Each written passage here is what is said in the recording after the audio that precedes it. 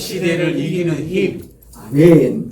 참 힘든 상황, 힘들고 어려운 지경에 우리가 처해 있는 것 같습니다. 이런 상황에 우리가 이길 수 있는 유일한 길이 있다면 우리가 주님과 친밀하게 동행할 때 모든 상황을 극복하고 이길 힘이 주어지게 될 줄로 믿습니다. 아멘. 이게 우리의 믿음인 줄로 우리가 바라보고 있죠. 세상을 이길 힘은 오직 하나, 주 예수가 하나님의 아들이라는 사실을 믿는 그 믿음이 아니면 누가 이기겠느냐 라고 했던 바울의 고백, 요한의 고백처럼 우리들이 큰 믿음으로 이겨나가기를 주의 이름으로 축원합니다. 자, 오늘 말씀을 통해서 그러면 그런 이김을 위해서 세상의 이 험악한 세상을 믿음으로 이겨내기 위한 성숙되어진 우리 성도들이 어떻게 하면 될까? 어떻게 그러면 성숙된 모습으로 이겨낼 수 있을까? 하는 것을 말씀을 보려고 합니다. 여러분, 고린도 교회에다가 바울이 편지를 쓰게 되어진 이유가 뭐라고 했죠?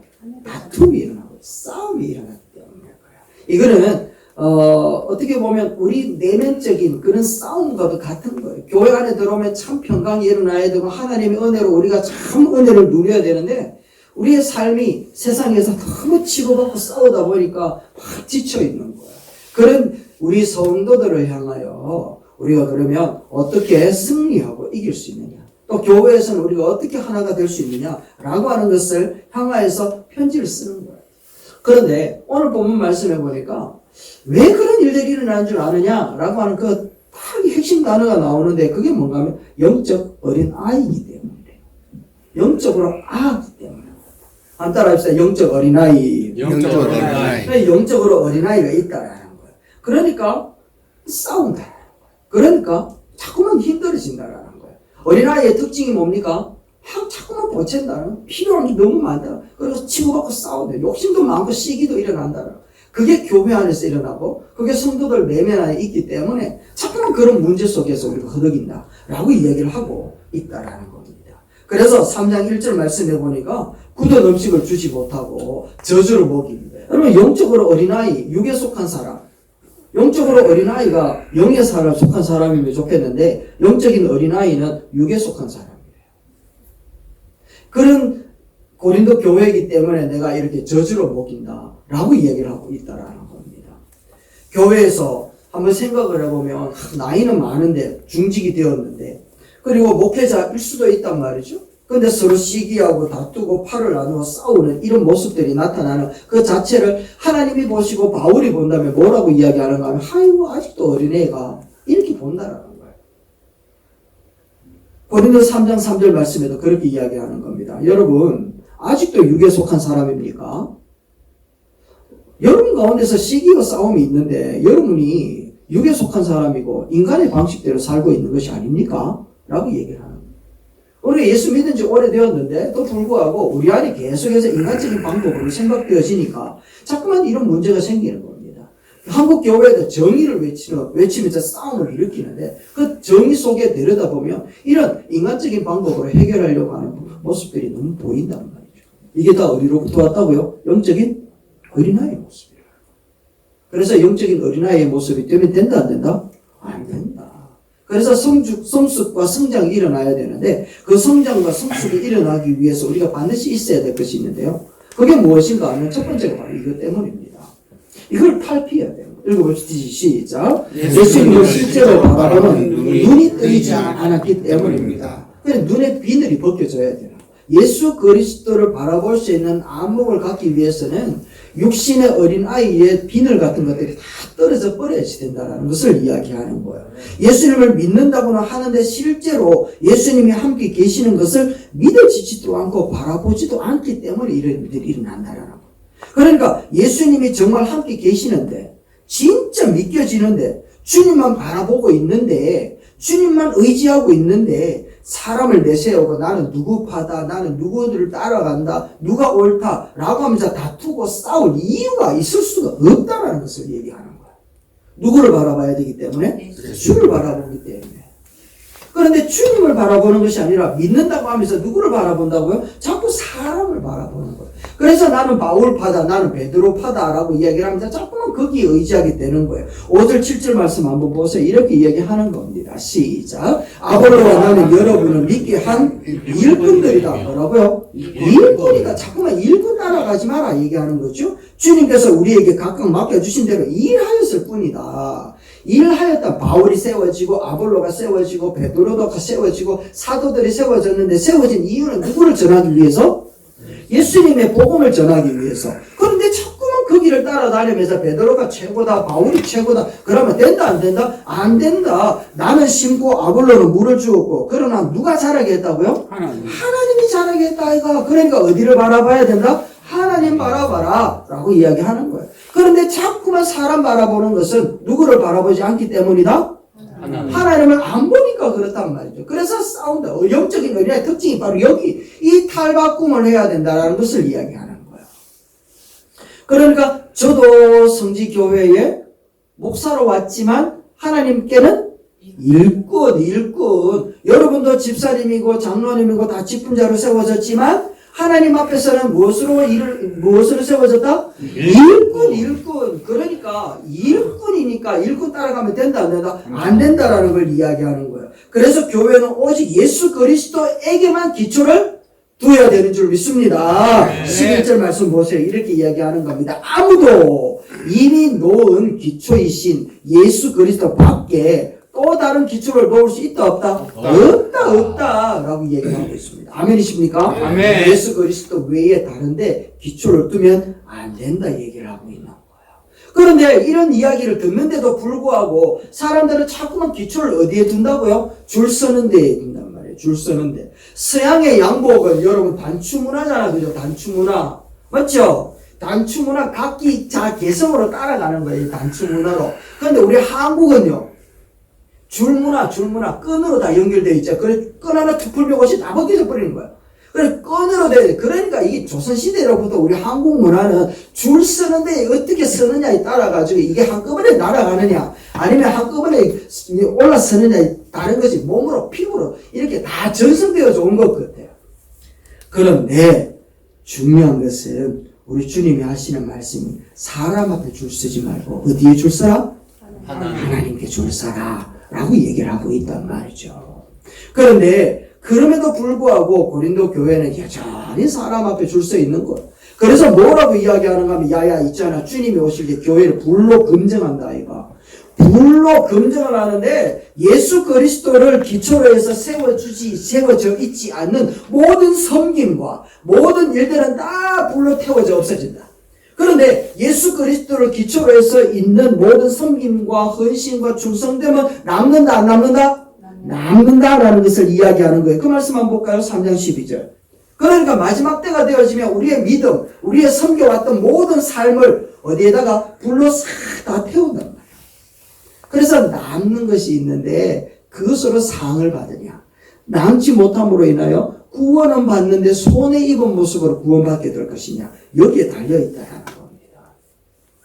1948년에 중국 공산당이 중국에 엄청난 핍박이 들어왔습니다. 교회는 다 문을 닫게 만들고 목회자, 선교사들 다 떠나게 만들어 버렸습니다. 예배를 절대로 철저하게 방해했답니다.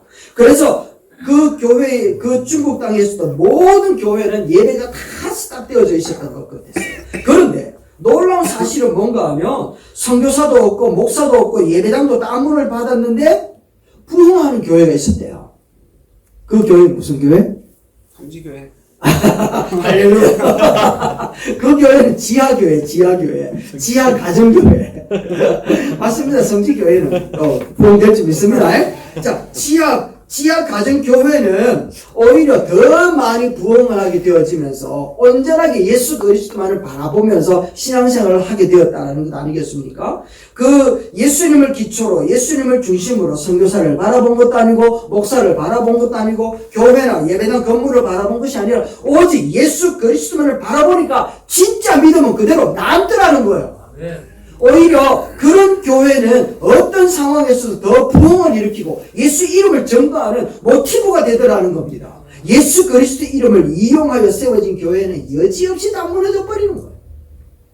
어려운 상황에 직면하면 두 가지 반응이 나타난다고 했죠. 첫 번째는 진짜 믿음이 나타나서 더 큰 믿음으로 성숙을 하는가 하면 하나는 가짜 믿음으로 주를 떠나고 그냥 떠나는 것이 아니라 비방하면서 떠나는 그런 형식으로 나타난대요.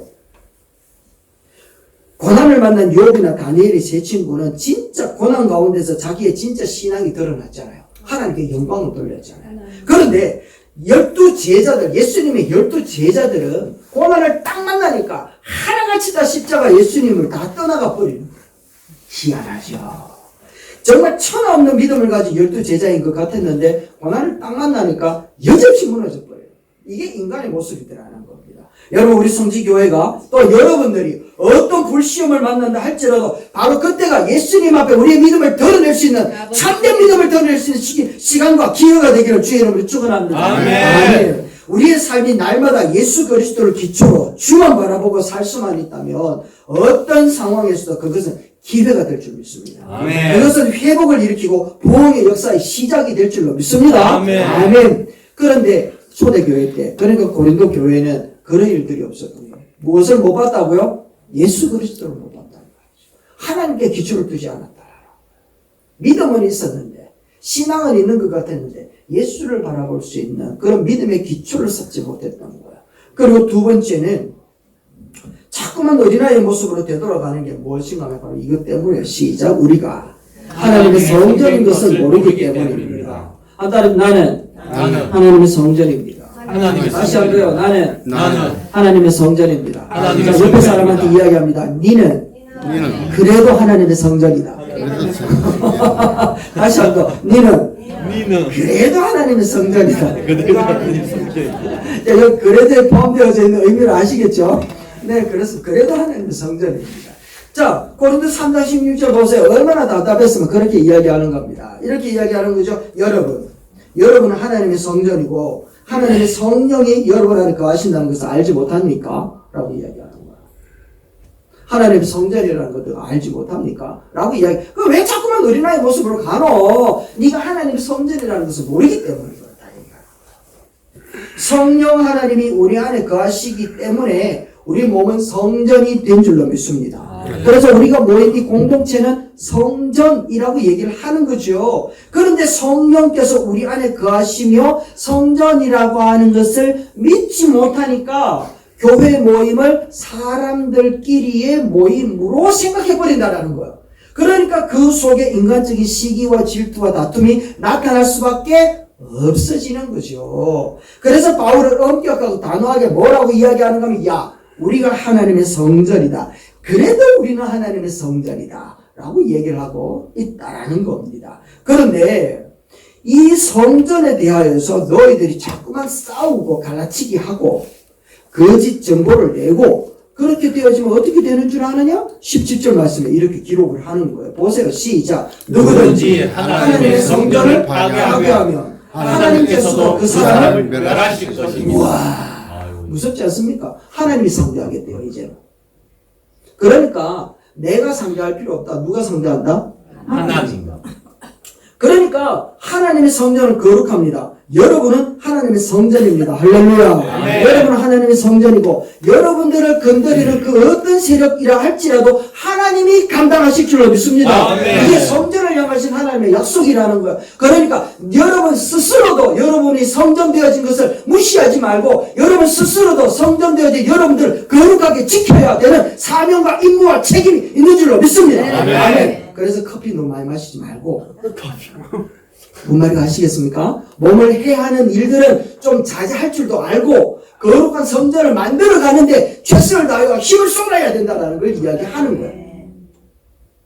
이런 일이 왜 일어나느냐 하면 내가 하나님의 성전이라는 것을 분명하게 모르기 때문에 나도 성전이고 너도 성전이고 그래도 우리는 성전인데 주님의 성전되어진 우리 안에 좌정하고 계시는 주님이 계시는데 그럼에도 불구하고 그것을 못 믿으니까 자꾸만 환경과 상황 앞에 좌절과 절망과 우울함과 답답한 것들에 내가 자꾸만 이렇게 허우적거리는 모습으로 드러난다는 거예요.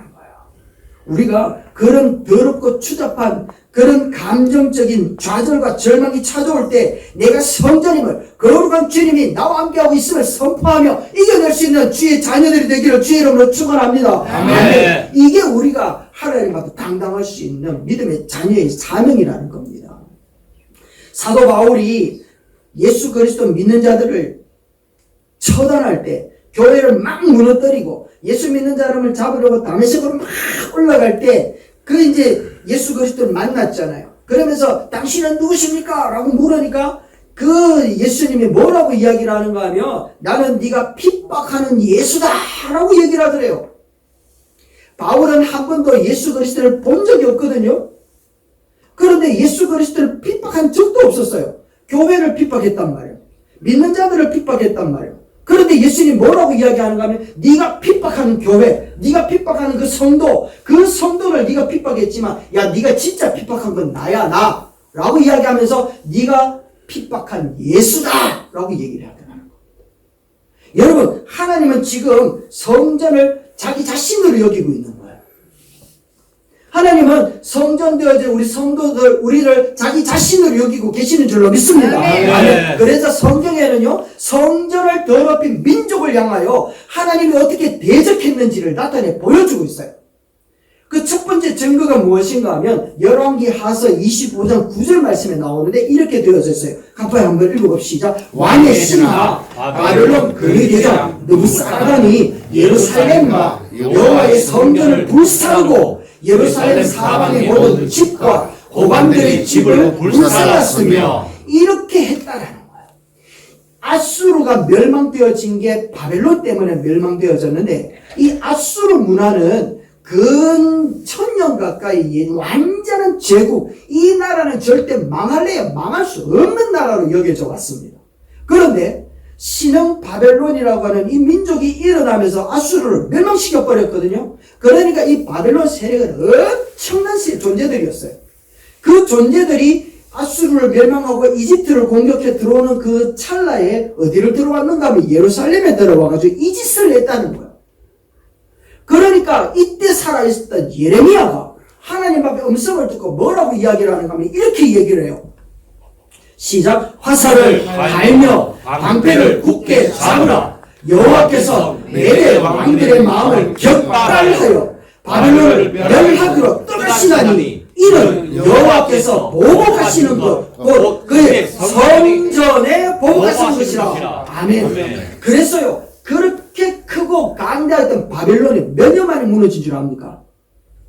70년 만에 무너졌어요. 몇 년 만에요? 70년 만에. 그 강대한 아수르를 멸망시켰던 바벨론이었는데 이 바벨론이 성전을 잘못 건드리는 바람에 하나님이 70년 만에 이 바벨론을 역사 가운데 사라지게 만들어 페르시아가 등장하면서 코레스 왕이 다시 너도 돌아가서 예루살렘 성전 지어라 라고 하면서 이 페르시아 나라를 하나님께서 완전하고 강건하게 세워버리는 거예요. 여러분 하나님은 지금도 이 하나님의 성전을 향하여서 어떤 마음을 갖고 있는가 하면 내다 자기와 동일시하고 있다라는 거예요. 그래서 성전을 멸하는 자 너희들이 다투고 너희들이 분란을 일으키고 너희들이 상대방 성전 되어진 저 사람을 향하여 비방하고 멸할 때 하나님은 내가 상대하겠다 라고 이렇게 말씀하시는 거예요. 여러분 언약궤를 잃어버렸던 이스라엘 백성들이 언약궤를 가지고 다윗 성으로 들어올 때였어요. 다윗이 춤을 추면서 성으로 들어오는 그 언약궤가 너무너무 기쁜 마음으로 돌아올 때였는데 이 언약궤는 사람이 어깨에 메고서 정중하고 거룩한 모습으로 와야 되는데 참 희한하게 소가 끄는 달구지에 매달려서 오고 있었던 거예요. 그러다가 우사라고 하는 그 사람의 집 마당을 지나는 가운데 그만 돌뿌리에 걸려서 이 수레가 벌컥 뛰는데 성전 법궤가 떨어질 찰나에 이르렀던 거예요. 그러면 여러분이나 저나 누가 그걸 떨어지는 걸 그냥 두겠습니까? 그대로 바칠 수 버리지 않겠습니까? 그런데요. 그거 바쳤다고 하나님 화를 내시는 거예요. 그래서 그 우사를 그 자리에서 바로 적사시켜 버렸는데 그리고 그 자리를 뭐라고 이야기하는가 하면 베레스 우사라고 얘기를 하는 거예요. 한번 읽어볼까요? 시작. 나곤의 타작마당에 이르러서는 소들이 띠므로 우사가 손을 들어 하나님의 언약궤를 붙들었더니 여호와의 하나님이 진노하사 그를 그곳에서 치시니 그가 거기 하나님의 궤 곁에서 죽으니라. 아멘. 이게 윤리적으로 도덕적으로 상황적으로 우리는 이해가 안 되잖아요. 그러나 윤리 도덕 상황을 뛰어넘어서 하나님이 역사하시는 것은 하나님의 거룩한 하나님의 성전의 기물 이 법궤를 건드리는 그 불경한 것을 하나님은 두고 볼 수 없다라는 거예요. 하나님의 윤리도 뛰어넘고 법도 뛰어넘고 하나님이 완전하게 세우실 것은 하나님의 거룩이라고. 아멘. 그래서 하나님은 우리에게 말씀하시는 거예요. 성전을 더럽히거나 멸시하는 사람을 그냥 두지 않겠다 라고 말씀하시죠. 왜? 그것이 바로 하나님 존재에 드러낸 특징이기 때문에 하나님 앞에 드려진 모든 것들은 거룩하고 그렇기 때문에 그거를 함부로 쓴다? 인간적인 방법으로 접근했다라는 증거가 된다. 그때는 누가 대면한다고요? 하나님이 대면할 것입니다. 그렇다고 해서 영적으로 성숙한 사람은 시기심도 없고 다툼도 없고 그런 문제들도 일어나지 않을 것이라고 하는 그런 오해를 하면 안 되는 거예요. 영적으로 성숙한 사람들은 내 안에 누가 계시는 것을 안다? 주님이 계시는 걸 아는 거예요. 그리고 그게 하나님 앞에 드려진 것이라는 것을 알기 때문에 내 안에서 일어나는 시기, 내 안에서 나타나는 분노 이런 부분들이 일어나지만 십자가의 주님을 바라보기 때문에 십자가에서 주님을 바라보기 때문에 이 시기와 이 분노를 드러내며 살 수가 없는 거예요. 우리 종종 그러잖아요. 나도 모르게 분이 확 드러나면 내 마음에 성령의 찔림이 나를 얼마나 감당하지 못하게 만드는 그런 경험들이 다 있잖아요. 내가 그때 정말 잘못했다 라고 하는 그런 생각들이 든단 말이에요. 그게 성령의 찔림이다. 그때 바로 팍 엎드려가 주님 그렇습니다 라고 회개하는 부분들이 일어나야 되는 거예요. 성숙한 사람들이라고 해서 이런 일들이 일어나지 않을 것이라고 착각하면 안 돼요. 그런 일들이 일어나지만 그 모든 것들 어디에 못 박아버린다고요? 십자가에 못 박아버려요. 그리고는 주님 앞에 다시 순종하고 주님 앞에 우리의 삶의 모습들을 자제, 절제하게 되어지는 거예요. 그것이 어린아이와 성숙된 성도의 차이라는 것을 이야기하는 겁니다. 여러분 신종 코로나 여러분 다 지나왔잖아요. 안전한 사람 아무도 없잖아, 그죠? 이 신종 코로나가 일어날 때 전 세계가 두려움에 벌벌벌 떨었습니다.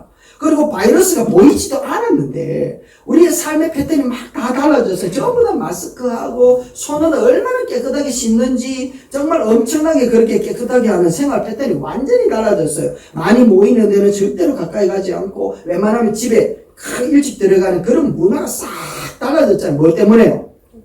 코로나 때문에, 보이지 않는 코로나 때문에 코로나를 의식하니까 사람들의 생활 패턴이 싹 달라지더라.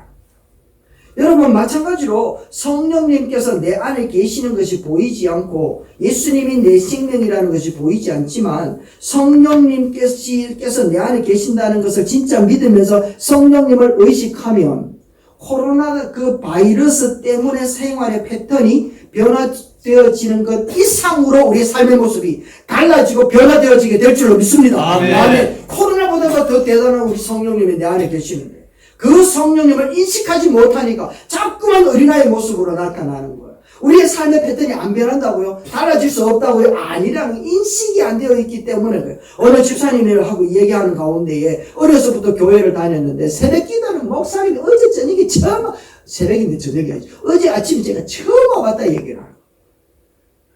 그래서 어떻게 그럴 수 있냐라고 이야기를 하니까 자기가 하나님을 나올 마음이 어떻게 들었느냐고 물어보니까 하나님을 그동안 멸시하며 살았다는 것을 알았다.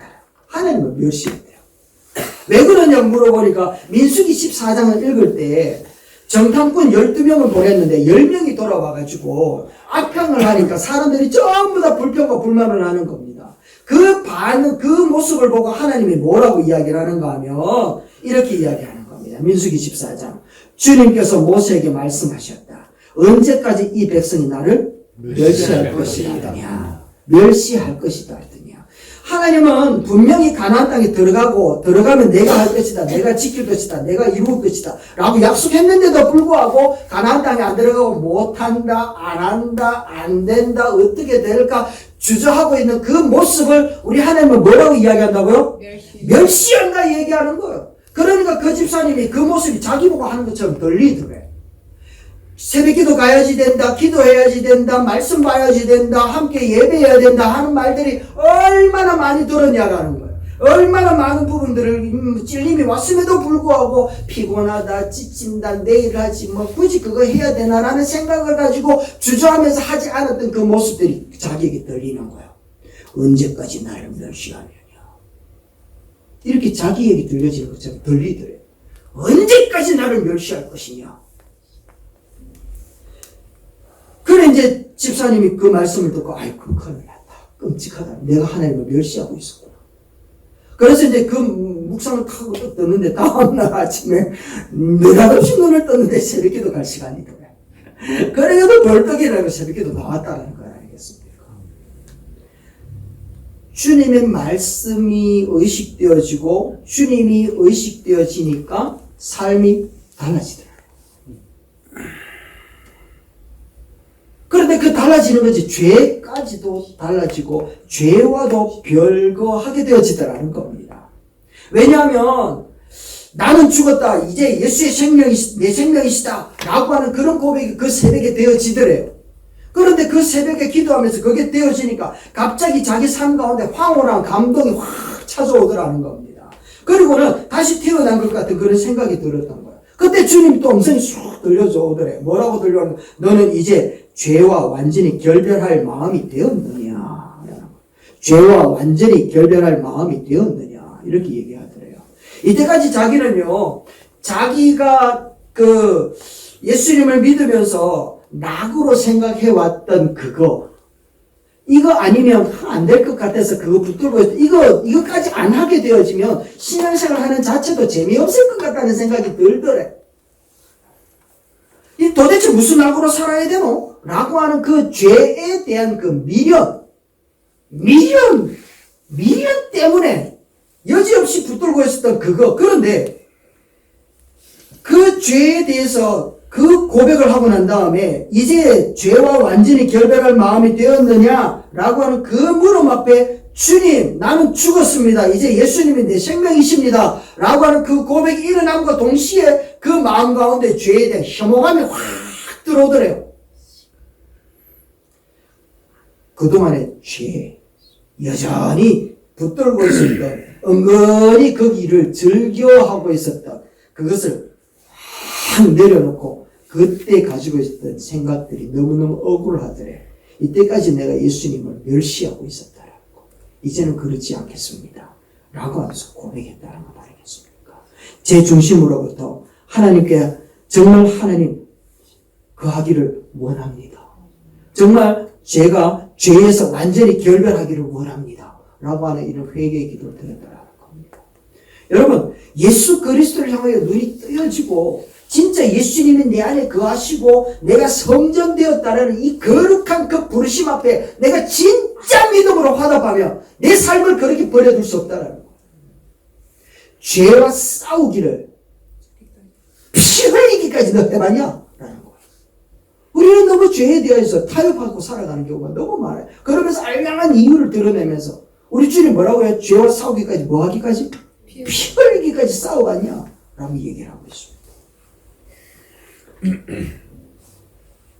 하나님이 성전되어진 우리 안에 성전으로 거하시는 우리 주님이 오늘도 우리와 함께하고 계시는 줄로 믿습니다. 아멘. 주님을 바라보면 이 죄 결별하게 되어진다니까요. 결론입니다.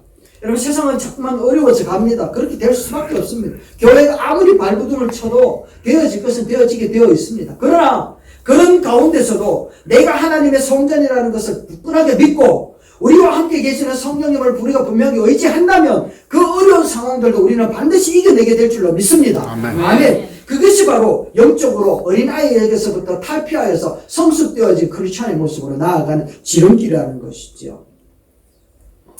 우리 주님은 하나님께서 역사하시는 성전 되어져 있다는 사실을 믿으며 오직 주님만을 바라보는 주의 성도들을 오늘도 찾으시고 함께하고 계시는 줄로 믿습니다. 아멘.